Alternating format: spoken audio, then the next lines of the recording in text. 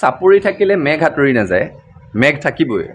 আমাৰ যিটো জাতিটোৰ প্ৰতি মূল সংকট, সেই সংকটটো আমি উপলব্ধি কৰিব পাৰিব লাগিব।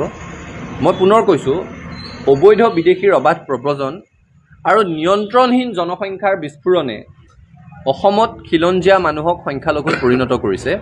অসমৰ জনগাঁথনি ব্যাপক ৰূপত সলনি হৈ গৈছে আৰু এইবোৰ বাস্তৱ সত্য। এইবোৰ কথা কেৱল ছাত্ৰ সন্থা বা অসমৰ ৰাইজে কৈ থকা নাই। গুৱাহাটী উচ্চ ন্যায়ালয়, মহামান্য উচ্চতম ন্যায়ালয় সকলোৱে স্বীকাৰ কৰিছে যে অসমত অবৈধ বিদেশী নাগৰিকে ভোটাৰ তালিকাত নাম সন্নিৱিষ্ট কৰিছে। অসমত বাংলাদেশৰ পৰা হোৱা অবাধ প্ৰব্ৰজনৰ ফলত আভ্যন্তৰীণ অশান্তিৰ সৃষ্টি হৈছে, বহিঃআগ্ৰাসনৰ সৃষ্টি হৈছে। অসমত জনগাঁথনিৰ ব্যাপক পৰিৱৰ্তন হৈছে। বহুকেইখন জিলাৰ খিলঞ্জীয়া মানুহৰ দখলত নাই মানে খিলঞ্জীয়া মানুহে তাত নিজৰ ইচ্ছামতেদি এজন জনপ্ৰতিনিধি নিৰ্বাচন কৰি পঠিয়াব নোৱাৰে, অৰ্থাৎ ৰাজনৈতিক অধিকাৰটো খিলঞ্জীয়া মানুহৰ হাতৰ পৰা গুচি গৈছে।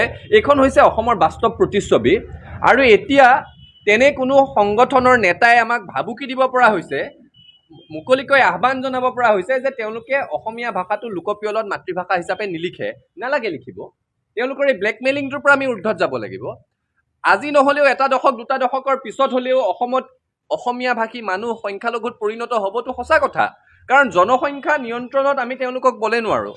জনসংখ্যাৰ অবাধ বিস্ফোৰণৰ জৰিয়তে বহু জিলা ইতিমধ্যে খিলঞ্জীয়া মানুহৰ হাতৰ পৰা দখল হেৰাই গৈছে।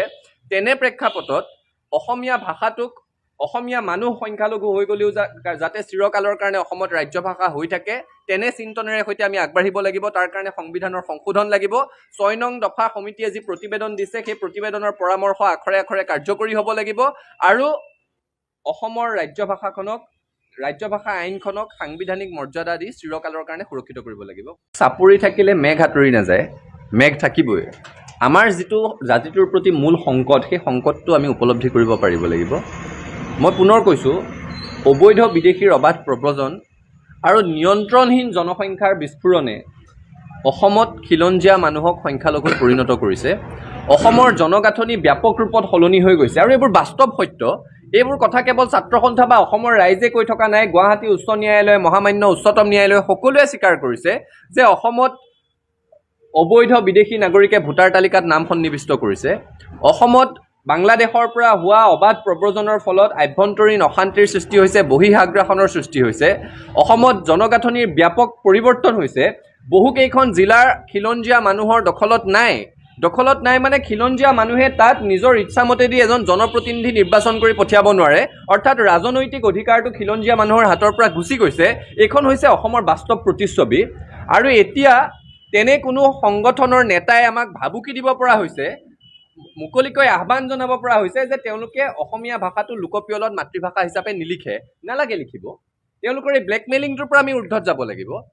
আজি নহ'লেও এটা দশক দুটা দশকৰ পিছত হ'লেও অসমত অসমীয়া ভাষী মানুহ সংখ্যালঘুত পৰিণত হ'বতো সঁচা কথা, কাৰণ জনসংখ্যা নিয়ন্ত্ৰণত আমি তেওঁলোকক বলে নোৱাৰোঁ। জনসংখ্যাৰ অবাধ বিস্ফোৰণৰ জৰিয়তে বহু জিলা ইতিমধ্যে খিলঞ্জীয়া মানুহৰ হাতৰ পৰা দখল হেৰাই গৈছে। তেনে প্ৰেক্ষাপটত অসমীয়া ভাষাটোক, অসমীয়া মানুহ সংখ্যালঘু হৈ গ'লেও যাতে চিৰকালৰ কাৰণে অসমত ৰাজ্য ভাষা হৈ থাকে, তেনে চিন্তনেৰে সৈতে আমি আগবাঢ়িব লাগিব। তাৰ কাৰণে সংবিধানৰ সংশোধন লাগিব।